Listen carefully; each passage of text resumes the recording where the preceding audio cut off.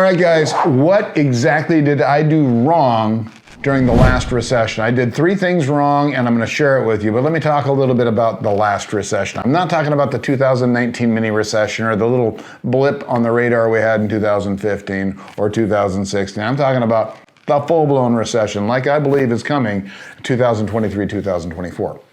The first thing I did wrong was I waited to go all in. I kept putting my toe in the water and doing some little flips and doing this and that. I wasn't holding anything in the beginning. And I waited too long to go all in. That's the biggest mistake people make too, is they test it and then they look at it and then they think about it. Then they go back and they do it again, but they do it a little bit different. Guys, when the recession hits, after 15 years in this business, when a recession hits, you go.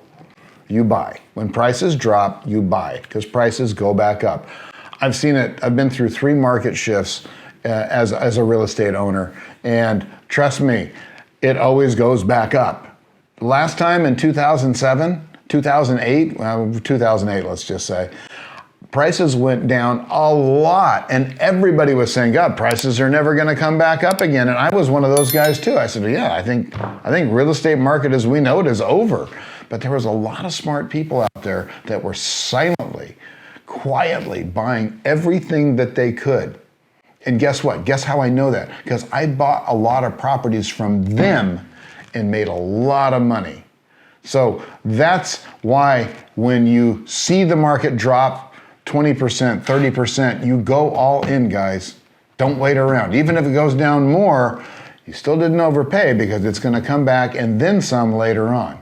All right, just make sure it cash flows. My second mistake, I was so focused on flips, right? So I went through the recession and I lost pretty much everything, right? If you haven't heard my story, in a nutshell, I was a contractor living high on the hog, spending all my money on toys and houses and stupid stuff, and I never saved money. Not enough, at least. And recession hits, lose all my jobs. People say, no, I don't want to remodel my house anymore. I don't want to put in koi ponds. And all of a sudden now I've got no income and I have no savings, guys. So when I figured out how to flip properties and wholesale properties, I thought, this is it. I've made it. And so I flipped a couple, I wholesaled a couple, and the money was really good. It was really good. And I decided to just keep going down that road because I thought, this money is great, it's never going to end, I don't have to worry about money ever again. Well, guess what, guys? The market's climbed back up again to where it's a little bit more difficult to flip right now, but guess what? I've got all my rentals that I did end up buying later on to support me through these times. That's why I think mistake number 2 is probably bigger than mistake number 1, is I didn't shift into buy and hold earlier. Case in point, I was buying houses in Los Angeles in the $100,000 range back in probably 2010, maybe 2011. Had I bought them a little bit earlier, I would have gotten a lot better deals though. When nobody was buying anything, I could have bought those houses for probably 70 grand. And I could have made a lot more money. Now, in retrospect, it didn't affect me that much. But at the time, I could have gotten better deals, guys, and they'd be paid off now, or at least 70. If I owed 70 grand on a $700,000 house or a $500,000 house, does that matter? No, it doesn't. So guys, don't be too late to the party as far as buy and hold. I know wholesaling is so exciting, and it's really neat when you get that first $3,000, $5,000, $10,000 check. I get it. And you flip a house and you make $30,000. It's intoxicating. I know, I fell for it. But the thing that you really want to focus on, the be-all, end-all, is the money that you can have coming in every single month. The problem I see people have is they look at this $30,000 paycheck for a flip and they look at $300 a month cash flow if they hold that house. So the two are really hard to compare to each other. But if you've got enough money to live on and you can keep buying those buy and hold houses for say, 5 years or 10 years consistently, you'll eventually get to the point where you're making $30,000 a month just in passive income from your rentals. So guys, don't make that mistake. Don't flip and don't wholesale for too long. And I still do both. I still do both of those things today, but I buy and hold more than I do flip and wholesale. Wholesaling is for things that are out of my area or things that don't fit my buy box or my criteria. Flipping is just because, quite frankly, sometimes the money's so good I can't turn it down. And some of the houses we flip would never make it as rentals, right? They're too expensive. It's not going to cash flow in the next 10 years, so there's no reason for me to hang on to that. But those are the only two reasons. Well, there's probably more, but those are the two main reasons, all right? Number 3, now this one's a little gray, a little fuzzy, a little woohoo out there, all right? But I didn't trust my gut. Number 3 is I didn't trust my gut. My gut was telling me to do certain things, but the people around me, and you heard the analogy of the devil and the angel on your shoulder, and they're both whispering in your ear, and the devil's going, yeah, Mark, you shouldn't do it. This is the stupidest thing you've ever done. You're an idiot, and you have no experience, and no one's going to trust you, and you shouldn't trust your own judgment. And the angel's on the other side. It's like, Mark, you're a smart guy. You got this stuff figured out. You can do it. And those two things, those conversations are going on in your head. But your gut's telling you just move forward, but you don't do it. How often does that happen to you? If someone tells you, Mark, real estate investing is the dumbest thing in the world. I tried that back in 1963 and I lost my ass.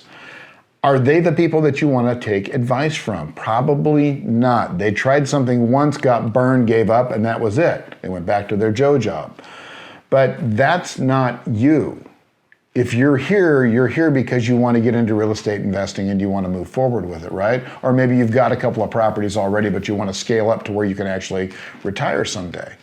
So you've got to look at it from that perspective. A lot of people have tried a lot of things and failed at it, and they are the most noisy people out there. They're going to tell you that it's stupid, it doesn't work, landlords are assholes, the whole 9 yards. Trust me, you're going to hear it. Don't listen. Don't listen. Listen to what your gut says. And more than likely, if you're here, your gut's already telling you, man, I got to figure out a way to have an income coming in when I retire. Or I don't want to be in this job for the rest of my life. I want to be able to leave that job and be my own person and set my own schedule. That's what real estate does.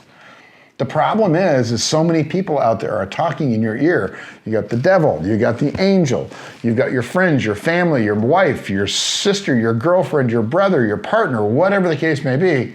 And they've all got differing opinions based on what they've heard from other people or their mistakes that they've made or their experiences that they've had.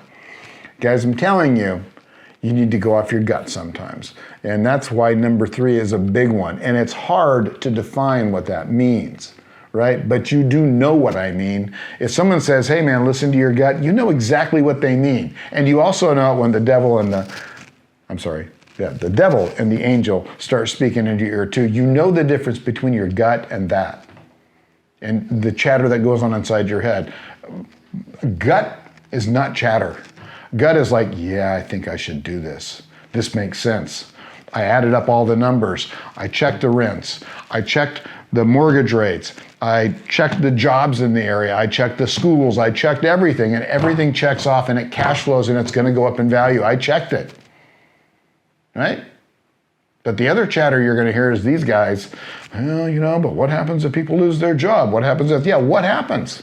Guys, if you own a hot dog stand and people all of a sudden don't like hot dogs, you're pretty screwed, right? But you have no control over that.